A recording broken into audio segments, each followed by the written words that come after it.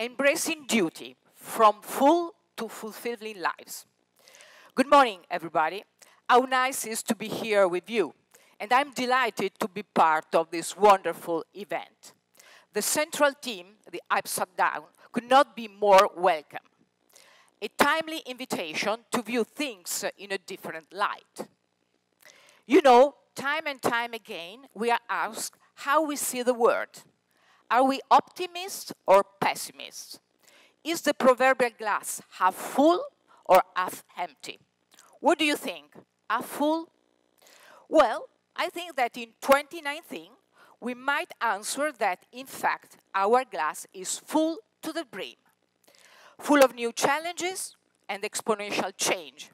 Full of information, inputs, and demands in our time and attention. Full of opportunity, yes, but also concern and uncertainty about the future. Life is spinning so fast, and change is the new constant. An old blessing used to say, "May you live in uneventful times." Yes, there are certainly eventful times, these that we are living. And although so much of what is happening is exciting, we have our hands full trying to deal with it all. But a full life may not be enough. It may not be a fulfilling life. I believe that this distinction is absolutely and extremely important. Now we are always connected, inundated by data, swarmed by social media. And we are told that there will be more change in the next 10 years than what we had in the past 200 years. We see the profound changes impacting our social, political, and economic worlds. And we try to make sense of it all, to be more informed and to adapt to this new world. But many of the things that fill our day are delaying up from our true purpose. Many traditional ways and systems, I think, are no longer valid. Other fine habits from the past are being abandoned. And often, the incredible new tools at our disposal distract us from what is truly great in life. This is a pity, given this incredible moment in the world. I believe that we should focus less on how much we are doing and more on what it is that we are doing, its purpose, and how it makes us feel. This may help us to define a fulfilling life. Perhaps, this is my opinion, a fulfilling life is a dutiful existence, an existence full of duty, that provides value and joy to ourselves and to the others, through maximum development of our capabilities. Why, you may ask, we would connect the word duty with the concept and the word of joy? It's a little bit strange. A duty was seen as a negative thing, a kind of burden.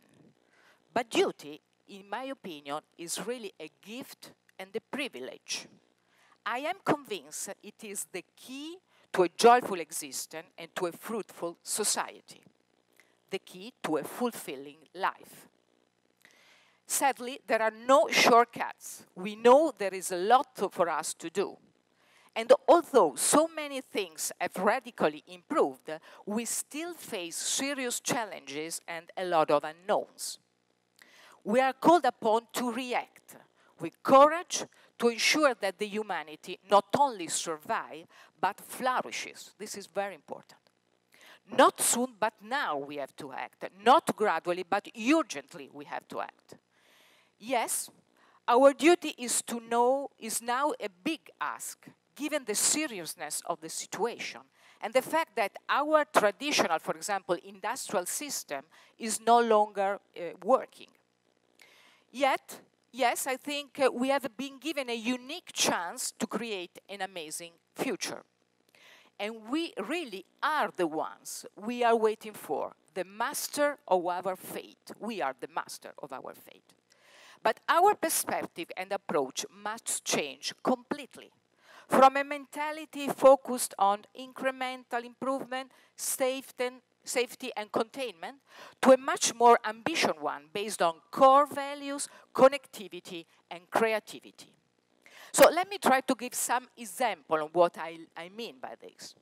First, in business, we need to move from a business model based predominantly on creating short-term financial values to one that is rooted in our values and is social responsible to its core. Business has a fundamental duty, in my opinion, to creatively solve our problem and to foster humanity. The smartest company and nation are doing this, not least because this is what people now want from business. Not only a sustainable economy, but a solutionary economy that focuses on universal being as a must. So climate change, inequality, and women empowerment, in my opinion, are the priority here on which we have to act and to work. And many are responding with great conviction. Look, for example, at the Netherlands, which has become the world's second biggest food producer by showing what the future of farming could look like. So business is the first. Second, politics. Despite recent trends and much confusion, our duty here is to promote connectivity and openness, and not division or protectionism, which we are seeing in these days. We have seen that this is by no means automatic. It doesn't come by itself, but must be fought for day in and day out. So no more erosion of democracy. We must actively defend this fragile system with every bone in our bodies. And Europe too, I think this is very important, deserves our profound respect and passion. So I think Europe is a precious beacon of connectivity and cooperation that needs to be fought for with all our might. And when we talk about Europe, we talk about European values. Am I talking about democracy, freedom of movement, freedom of speech, dignity and human rights, and all these values serve as the pillars for our global society. And the third part is education, very important. This really, in my opinion, is the age of learning. Education is transformational, completely transformational. It literally changes lives. And whereas in the past we learn in order to work, nowadays learning is the real work. But many of today's education system, we know this, are disconnecting from the competences that are needed to function in today's labor market. The exponential rate of technological and economical change is widening the gap. So here, our duty is to create a new integrated, agile, sustainable, and lifelong education that matches the need to the future. What we call here in LUISS, lifelong learning. So what does this mean? This means that students might be adept not only at technology, for sure at technology, but also in developing profoundly human skills, such as leadership, such as social emotional intelligence, such as critical thinking. So school must develop what Andrew Klein called the muscle of agency. That means the ability to act, to influence, and to exert power. So the truth is that if competition has defined the education of the past, collaboration, empathy, and teamwork will define the education of the future. So our job here is not to prepare for something, but is to prepare for anything. We all need a new, flexible, and adaptable mindset about learning, one that emphasizes continued, lifelong, and life-large learning.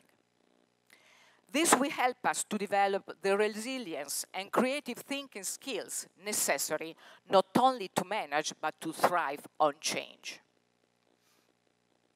As MIT Mitchell Resnick suggests, we need a sort of lifelong kindergarten based on project, passion, and play.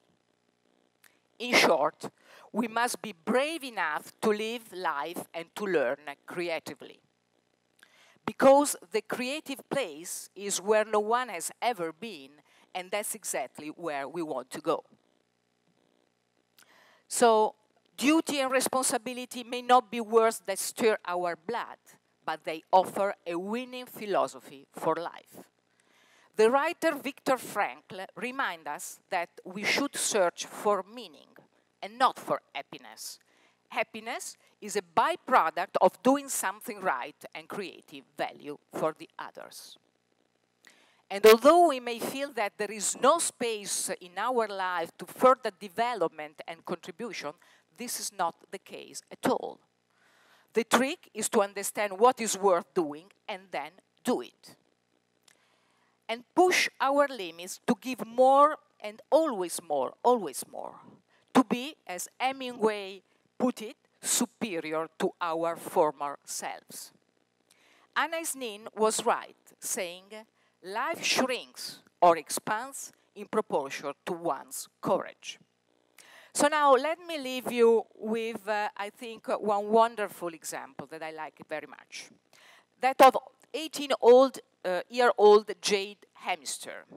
When Jade was 16, only 16, she became the youngest person to complete the polar hat trick, skiing to the North Pole, then to the South Pole, and then across Greenland. So an incredible thing.